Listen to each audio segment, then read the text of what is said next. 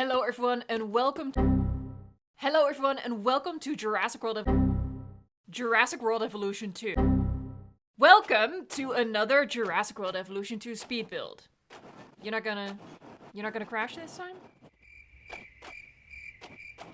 Okay, great. Hello everyone and welcome to the last speed build for Mini Manticore Island in Jurassic World Evolution 2. A build not without its issues. In this episode, I'm going to build the final habitats, completing the temperate section of our 4-biome park, including a lagoon and a large campsite that creates the illusion that guests are camping inside the dinosaur habitat. Couldn't finish this build without a camp, of course.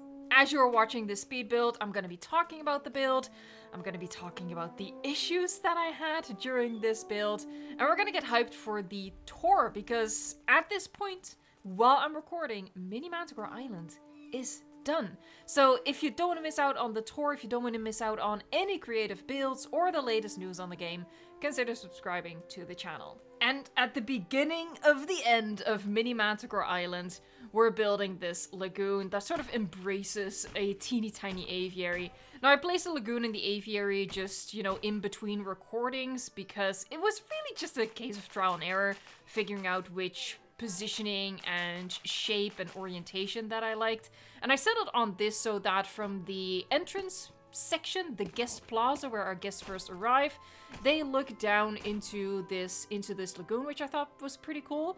And also what we have created here is an overlook area that I'm, adding my stupidity barrier to right now. An overlook area where guests are actually in the temperate biome. They're on our way to the viewing galleries to look into the lagoon. But they have this little moment where they can look into the desert section and look into the Spinosaurus habitat, which is adjacent to this area, which I thought was just a happy accident, honestly. Like, the lagoon just came up automatically to this level because I was trying to get it as close to the central guest section as possible. And it was a happy accident that this created this nice overlook into the adjacent Spinosaurus habitat. So that's what we're going to be starting with. As for what's going to go into the lagoon, I don't know. You tell me. At the end of this video, we're going to do a flyby of all of the habitats that I built in this video. And you guys can comment which species you want to see in each habitat, and that includes the lagoon. The only species that I added myself are the Geolopterus in the aviary, which is sort of styled like a greenhouse, and I actually lost the recording of that because that was when one of the crashes happened. And as I am in the background adding just a whole lot of detail, you know me, no path left unlined, I might as well talk about these crashes because obviously it's the amount of detail that I put into this park that is causing the issue. So this build, so from the lagoon, the aviary, the campsite, and some of the other habitats that fill out the temperate section, complete the temperate section, my game crashed 4 times over the course of about 2 hours. So that was very frightening. And one of the most frightening instances, one of the most frightening crashes was the last one, because when I tried to load back into this save file, into Mini Manticore Island, I was stuck in the load screen. Scream? Yeah, I was about to scream. But I was stuck in the load screen for about 10 minutes. I was losing hope that the park file would ever open. Eventually it did though. But when it did, it opened with like 5 to 10 frames per second. It sort of fluctuated between that. The controls were really janky, barely responding, and it was a scramble and a challenge to get to the park entrance building and actually close the park. Because what I'm doing as I'm building these parks is I close the park to save on frame rates, save on performance. Unfortunately, every time you reload a save file, the park is automatically set back to open, and that really tanks your performance. So yeah, I was just scrambling to close that building to keep performance from tanking even further, because again, I was at like 5 to 10 frames per second. Like, my life flashed before my eyes. That's the only way I can describe it. I was sweating. I really thought that Mini Manticore Island had just been lost, just gone, it would just keep on crashing before I could close the park and preserve those precious frames and performance. I will happily report that once I closed the park and I waited a little bit, the frame rates jumped back up. So it seems like the park is fine to tour when it's closed, which is the default thing that I do now anyways to save on performance. Maybe it was just a fluke that it booted up so poorly that one time. I don't know. I'm just sharing the harrowing experience with you. I think at this point, many of us have been there where, you know, we're building a highly detailed park. We're happy with how it's shaping up. And then we get like this horrifying moment where it seems like all might be lost. Thankfully, that's not the case, so the tour is still on. I'm not really sure when the tour is going to be, considering that, you know, we're waiting with bated breath for Frontier to announce a new DLC. So yeah, I don't really know when the tour is going to be, because I wouldn't want it to conflict with, you know, announcement news or, you know, the actual early access showcases that I always do. So stay tuned for that, but it won't be long, that's for sure. At this point, it's shaping up like Frontier will, best case scenario, announce the DLC next week. But if they only announce it next week and don't actually release it in the same week, then we'll have plenty of time to slot the tour into the video schedule. So that's just something I wanted to let you know. But yeah, those crashes were scary. So yeah, 4 crashes and my heart just dropped every single time. And even though the park seems to be okay, it really is a concerning sign, honestly. Because Mini Manticore Islands, by design, as an island, really only takes up a fraction of the square map. And I realize that, you know, the amount of detail that I put into my parks isn't necessarily normal. It's not really what Frontier was anticipating when they made this game. But still, it is a little concerning that the game really wasn't built for it. Because I have a pretty dang decent PC. So I don't think that's the bottleneck issue. So that's just an interesting observation as we reach the end here. So it seemed like Mini Manticore Island is coming at an end at the exact right moment. Like, it couldn't have been any bigger. It couldn't have been any more detailed. I mentioned in my previous video, like a little top tip from Evo, if you're working on a park that you haven't finished yet, that has been going on for, you know, over the course of 1 or maybe 2 updates to the game, that you go back to sections that you previously finished and add some of the new things that Frontier added, right? Because the game is getting updated and improved on incrementally with every single update. For example, the bins and benches. A lot of this park was finished before the bins and benches were a thing. So initially, it was my tip to you guys to go back to your finished sections and add whatever new stuff Frontier had added. And I intended to do that myself as well, you know, go back to the parts of Mini Manticore Island and improve those. I even mentioned offhandedly that maybe I should wait until the upcoming update comes out, assuming that, you know, we're gonna get new stuff for park decorating in there as well, and also use those items to improve the park. I'm kinda, as you might imagine, I'm kinda hesitant about doing that now. Because the more detail I'm gonna add, the more the performance is going to suffer. And it's already reaching a point where it'll just periodically crash because the game's like, that's too much, fam. Thank you, but no thank you. So that's the whole story about the crashes and how that might slightly influence the finished state of the park. I don't think it's that big of a deal that there's going to be sections of the park where there are no bins and benches. Even though, oh, look at that.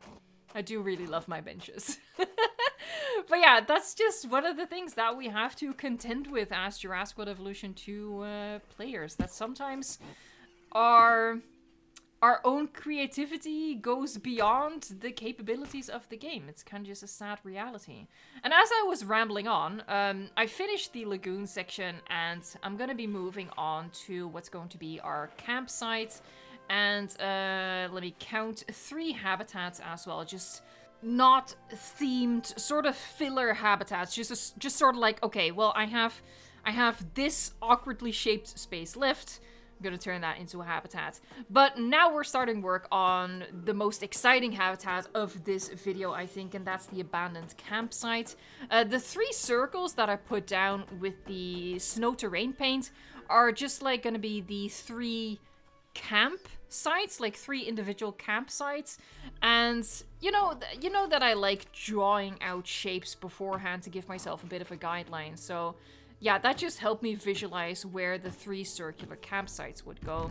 And they're all part of a larger campsite that guests go into via this area right here. So I closed it off using the wall pieces, and there's really only 1 entrance into the campsite.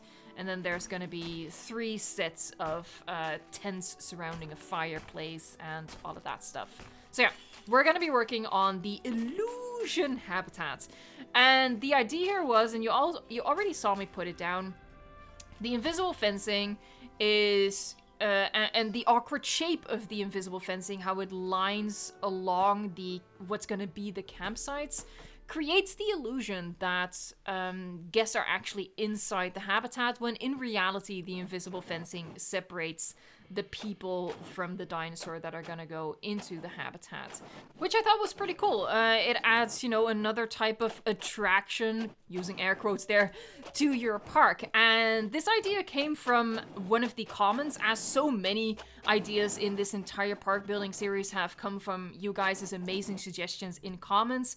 It was suggested that I build an abandoned campsite. I didn't go that route. It is a functional campsite, sort of like a hotel. It's a place where people can genuinely spend the night in the park and can spend the night safely in the park, but sort of feel like they are in this sort of spooky situation where dinosaurs are roaming nearby. And it's kind of crazy to think that without this comment, I nearly would have finished this entire loosely Camp Cretaceous inspired build without a campsite, and that would have been just silly. That would have been a travesty. So what I'm adding here is a tower. I'm gonna be adding trees to it to sort of if you squint real hard, make it look like a tree house. And that is the viewing attraction within this campsite. Our campers can climb up into that tower and look out into the habitat, which I thought was a cute little detail. And again, a very loose nod to Camp Cretaceous. And any excuse to build a campsite is a good enough excuse, because building campsites, it's genuinely one of my favorite things to do. I think it looks so convincing and immersive, and it's just fun to do. So if you haven't built a campsite in your own parks yet, 10 out of 10 would recommend. And as I said, I've built many campsites in previous builds, so it's genuinely just silly and embarrassing that I if not for Trent Carnes 5435, I would have completely forgotten to add a camp to this build. I wish I could say that I had planned it this way, that I was always gonna build a campsite in the finale building episode, but no. Nobody would believe me anyway. I don't plan my builds, I just wing it. And this is a clear example of that. But yeah, Trent came through with their comment suggestion just in the nick of time, and honestly, I'm just gonna call it kismet. It was meant to be, it was meant to go down this way, and I think it worked out really nicely. I'm really happy with it, and I like the illusion aspect to it as well, where it feels like it's part of the habitat, but it's not really, so our guests could theoretically actually use it. And the benches are a great addition to my campsite. This is the first time I was able to build a campsite using the benches. Usually I would put like different rocks around the fireplace and pretend that people could sit on those. But no, we have benches now, so that was just lovely. That was a lovely realization to be like, I can make even better campsites now, yay! Alright, so we've moved into the portion where I'm just adding a lot of foliage. I'm gonna add some rocks later as well. And what you can see me doing and struggling with is trying to hide the invisible fencing, which never fails to make me grin a little bit, you know, hiding the invisible fencing. What are we doing with our lives? Why is the invisible fence not invisible? But you know what I mean, especially those like corner pieces, they're quite noticeable. So I used fluffy bushes and other bushes to hide that a bit. Unfortunately, the invisible fence has a pretty generous hitbox on it, but I think we made it work. You know, looking at it like this, it's pretty unobtrusive. We really only see like the metal line most of the time. So yeah, I think the illusion has worked out really, really well. But from one embarrassing admission that I did not spontaneously think to add a campsite to this build, I have another confession to make, and it's even worse. The thumbnail of this video is a lie. Oh my god, Evo clickbait confirmed. Look, it's kind of a rule in Jurassic World Evolution 2 that you can't make a thumbnail without a dinosaur. That's just silly.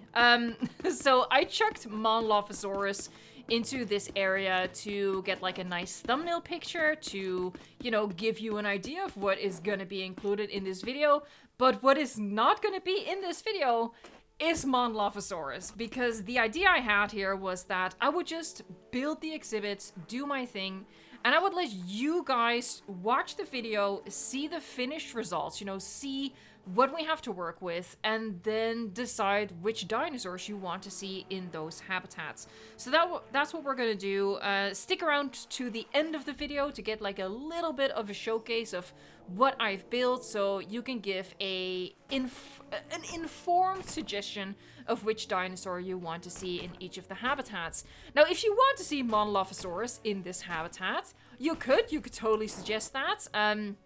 I'm gonna be picking the most popular suggestions, but you know, you could suggest something else. Maybe you could say, I don't think we have Allosaurus in this park, so maybe Allosaurus.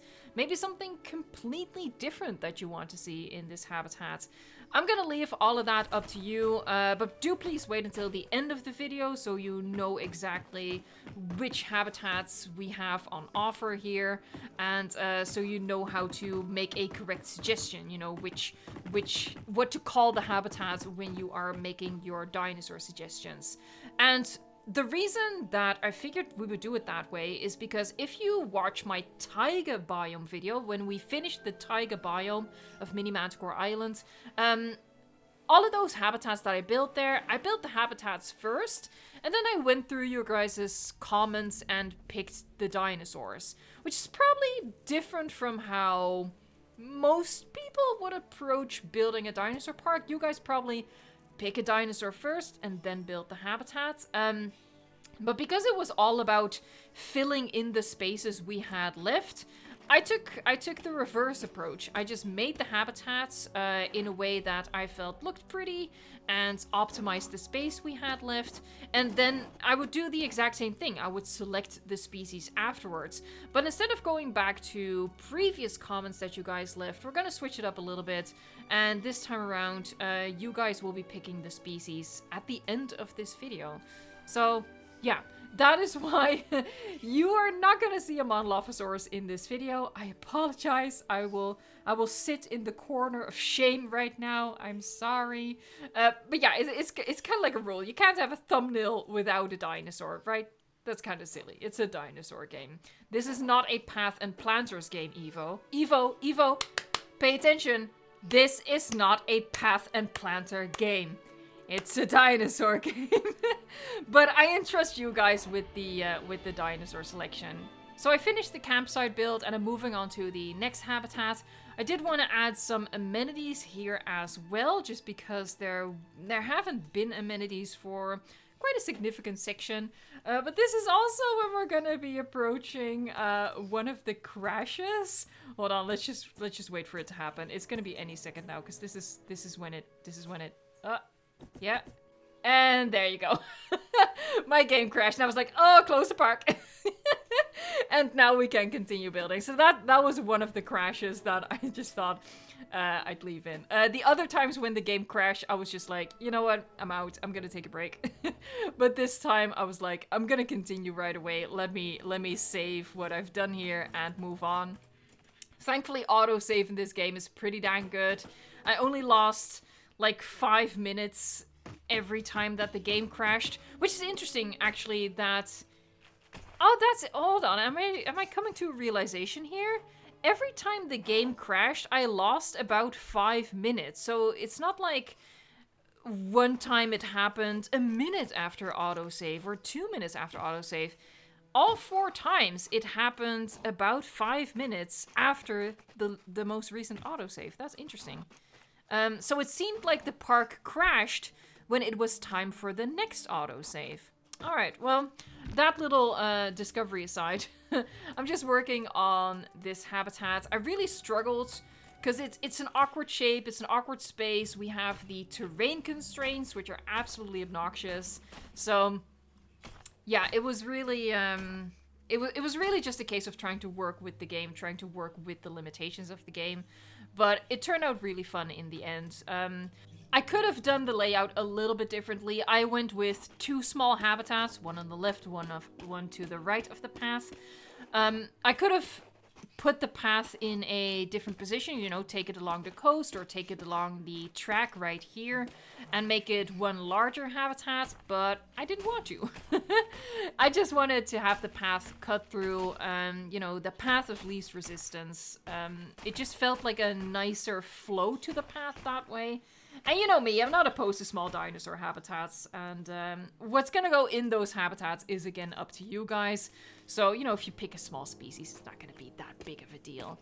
And actually, what I did with the habitat that is right behind these buildings, I haven't done it yet. I'm gonna do it a little bit later on, but I'm gonna lower the terrain, and what that creates is a really awesome effect where from that viewing gallery, you're not only looking into that specific habitat, you also see the duck habitat in the background, which is just a really, really lovely effect. So for your suggestions for that habitat, I would ask you to keep in mind that you are going to be seeing the ducks in the background. So yeah, just little, you know, to give you an idea of what kind of habitat we'll be populating. In the meantime, I'm adding even more detail because, you know, we must go forth with all the detail in spite of the crash risks that have become a very present danger to the build overall. What I do really like about this build, which I wasn't sure earlier on if I was gonna like it and if it was gonna work out, but what I ended up liking and what I think ended up working out is how much it feels like a puzzle. You know, when we started this series, we started off with just, you know, building our more key habitats. You know, we had clear ideas for certain habitats that we executed in each of the 4 biomes, and that left us with some blank space in between the areas that we started building on, and that we just took whatever amount of space for that we needed for that specific build. And earlier on in this series, if you've been following the series for that long and you have a good memory, you might remember me saying that I was a little concerned about whether that would work out in the end. Like, it had worked out for Mini Nublar, but Mini Nublar was more like a wave across the island. Oh, here you see me lowering the terrain. And yeah, you see the ducks in the background. It's really, really lovely. Look at them. Look at the ducks. Look at the ducks. I'm sorry, this was a stroke of genius. That's all I'm gonna say. Lowering the terrain right there was amazing. There you go. I'm giving myself way too much credit. It was a really simple idea, but it worked out really well. Anyway, Nublar, we went more, you know, top to bottom with our build. Generally speaking. But for Mini Manticore Island, I was really all over the place. You know, one week I was building in the middle of the taiga habitat, or in the taiga biome, and another week I was building in a corner of the desert. It was, yeah, it was really all over the place, and I was worried that I wasn't going to be able to pull it all together. But I think in the end, it was a really fun way to build it. And I do think it worked out in the end because the awkward shapes that you are sometimes left with when you do that approach, it sort of forces you to get creative with it. And that is something actually that I talk about in my upcoming tour for the Jurassic Park only park. Sometimes when you're working with limitations, it actually forces you to get creative, and that leads to much more interesting results. And I think this park, in a lot of instances, is an example of that, where, you know, we had an awkward bit of space left, and it was just really fun to figure out what to do with that space that we had left. That was a huge tangent, interrupted by ducks. I have lost the train of thought. The train of thought has left the station, and I missed it. And I'm still here looking at the departure times. We're gonna move on. This is the last habitat that I'm gonna be building in this video. I say habitat, I'm working on the buildings right now. But the space behind the buildings that the gallery is looking into, that is going to be our last habitat. Again, it's going to be completely up to you guys what we're going to be putting in here. But this is just, again, this is just an example of, okay, we have an awkward space left. I need to have a habitat. I need to have buildings. And for me personally, I need to have path and planters, you know? So I had to tick a couple of boxes. And I think it turned out really fun in the end. Like, yeah, it's not the most complicated habitat designs. You know, it's not like our Tarbosaurus arena or something like that. But it's just a really fun way of filling in the blank spaces. It just feels really... There's just a nice creative flow to this type of working. So I highly recommend that you try something like that. You know, you don't have to plan out a full build and know exactly what you're doing. Not every single habitat needs to have this amazing, well thought out layout. I have a playlist on the channel with like exhibit speed builds, and all of those exhibit speed builds have, you know, a fairly complex or at least well thought out layout. And I would suggest that, you know, you build a couple of those in your park and then just connect the dots, fill in the blank spaces like I've done with many Mini Manticore Islands. And I think you're gonna find that it's just a really fun way to build. It's a creative challenge, but it's a fun challenge. And the spaces you are left with sort of inspire you as well. Oh, I was... Sorry, that was really funny. The little pause that just happened was me checking Frontier's socials to make sure that they hadn't announced anything in the meantime.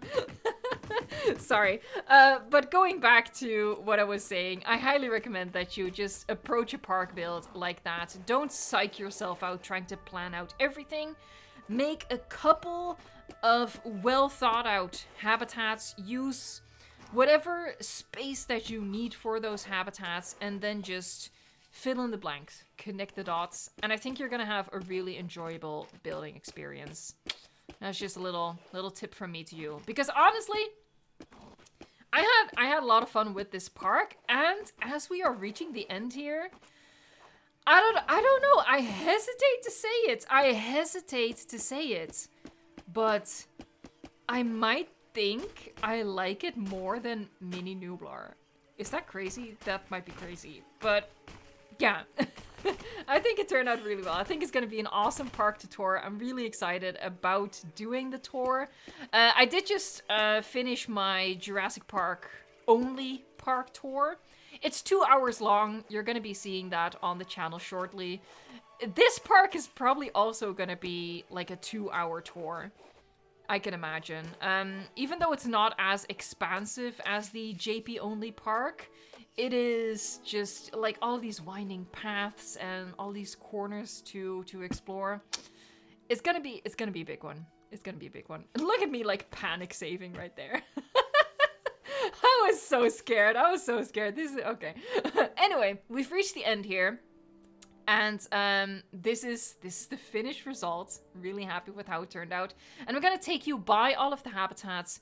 And I want you to comment down below which dinosaurs you want to see. So this is habitat number 1. Just take it all in. Habitat number 1. Which dinosaur species do you want to see in there? Give a suggestion, comment it down below, and I will pick popular suggestions. Habitat number 2, the campsite habitat. Let me know which species do you want to see roaming here and scaring our campers. That's probably gonna be the most popular habitat for you guys to pick a dinosaur for, so pick wisely. Now we're gonna go into habitat 3.